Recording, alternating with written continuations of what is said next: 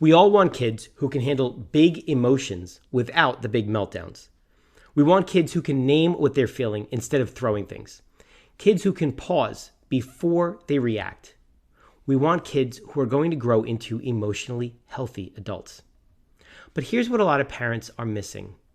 They think that building emotional intelligence requires long conversations, therapy workbooks, and of course, perfect parenting moments. It doesn't. Science shows that emotional intelligence is actually built in micro moments. These are tiny, everyday interactions that take less than 60 seconds. So today, I'm going to give you 5 small habits, all backed by child psychology research, that you can start using immediately. There are no lectures, no special tools, just simple daily actions that rewire how your child processes their emotions. So let's get into it. Habit number 1 is called the Name It Check-In. It's a powerful principle rooted in neuroscience called Name It to Tame It. Because when a child puts a word with what they're feeling, it actually reduces the activity in their amygdala, which is the alarm center for the brain. In other words, naming the emotion actually helps to calm that emotion. But most kids don't have the vocabulary or the habit of checking in with themselves. So here's the micro habit. Once a day, maybe at dinner, in the car, or before bed, you're going to ask the child, hey, where are you on the mood meter? You can use 4 simple colors. Red can mean angry, frustrated, or intense. Blue can mean sad, tired, or low energy. Yellow could mean anxious, nervous, or worried. And green could mean calm, happy, and balanced. That's it. You're not trying to fix anything. You're not giving advice. You're just helping them name what they're feeling. Now, over time, this is going to build emotional vocabulary and self-awareness. Those are 2 foundations of emotional intelligence. Think about it. 1 question, 10 seconds, every day. Pretty simple. Habit number 2 is called the Narrator method. This is an important one for me personally, because I know that children don't have the infrastructure to understand what they should call the emotion in the first place. Now, it's something parents often forget. Your child is always watching you. They learn how to regulate their emotions by watching how you regulate yours. But most of the time, your internal process is invisible to them. They don't see you calming yourself down. They just see you staying calm. Or they see you explode without understanding why. Now, the Narrator method makes your emotional processing visible. And here's how it works. When you feel something, frustration, stress, disappointment, narrate it out loud for about 30 seconds. For example, I'm feeling really frustrated right now because I just dropped the eggs and I made a mess. So I'm going to take 3 deep breaths before I clean it up. That's all you have to do. You're modeling self-awareness. You're modeling a coping strategy, and you're doing it in real time. Your child is going to absorb this like a sponge, and eventually they'll start doing this too. 30 seconds of narration, lifetime of emotional modeling. Now, habit number 3 is the emotion charades game. Research shows that play-based learning dramatically increases a child's ability to recognize social and emotional cues. But you don't need fancy games or apps. You just need 60 seconds and your face. Here's the habit. You're going to play a quick round of emotion charades. You'll make a facial expression. Maybe it's happy or scared, confused, excited, and your child guesses that emotion. And then you swap. You can do this while brushing teeth, while waiting in line at the grocery store, while sitting in the car. It sounds silly, but it's very powerful. It trains your child to read faces, which is the foundation of empathy and social awareness. And because it's a game, they actually want to do it. 60 seconds of play, real emotional skill.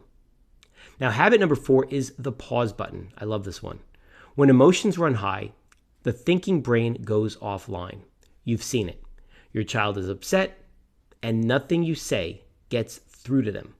That's because their nervous system is flooded. The cortisol is spiking. That's the stress hormone. They're in fight or flight mode. Physical regulation strategies like deep breathing are one of the fastest ways to lower cortisol and put the thinking brain back online. But telling a kid, take a deep breath in the middle of a meltdown rarely works. So here's the trick.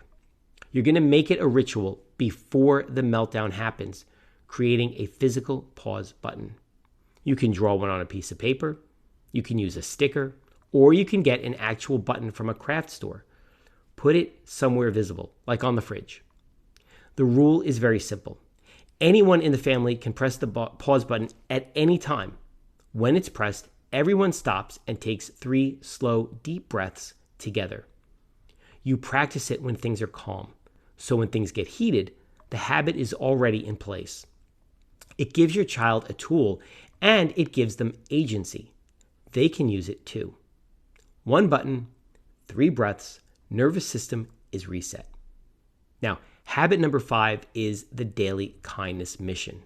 This is also very much like a game. Empathy isn't just about understanding feelings, it's about acting on that understanding.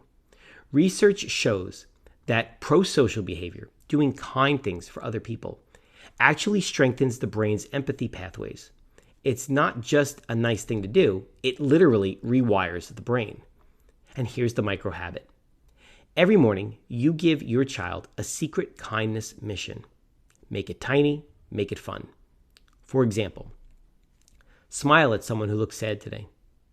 Help with one chore without being asked. Give someone a compliment. Let someone else go first. At the end of the day, you ask them how it went. Celebrate the effort, not just the result. This builds a habit of looking outward, of noticing others, which is the heart of emotional intelligence.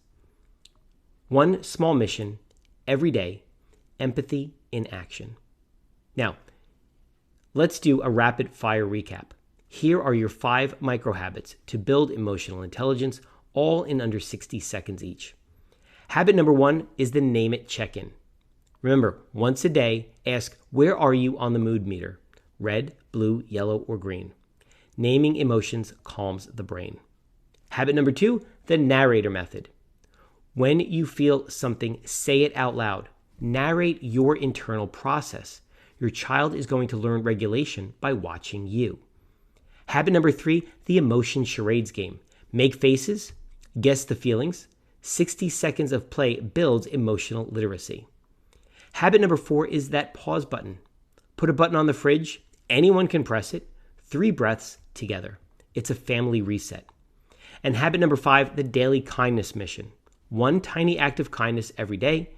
Empathy is a muscle, and this is how you exercise it. 5 habits, 5 minutes total, massive long-term impact. Now here's my challenge for you. Pick just one of these habits and try it today. Not all 5, just one. Start small, build a habit, then add another. And if you want to go deeper, I have another video on how to tell the difference between a tantrum and a meltdown because they require completely different responses. You can watch that one right here. If this video helped you, hit the subscribe button so you don't miss the next one. And I'll see you in the next video.